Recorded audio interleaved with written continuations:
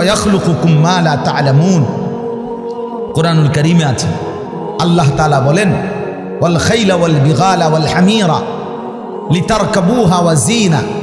আমি আল্লাহ তাআলা গাধা, ঘোড়া, খচ্চর তোমাদের যানবাহনের জন্য দিয়েছি। মজার কথা হলো এরপরে আল্লাহ বলছে এরপরে আমি অচিরেই সামনে আরো অনেক কিছু বানাবো, সৃষ্টি করতে থাকবো যা তোমরা জানো না। মুফাসসিরিনে কেরাম বলে এই কথাটাই প্রমাণ করে কোরআনের যে পৃথিবীর কোনো আধুনিকতাই এখানে শেষ হবে না, এর চাইতে আবার আগে বাড়বে, আরো সামনে হবে। বুঝেন নাই কথাটা? আধুনিকতা এখানে শেষ,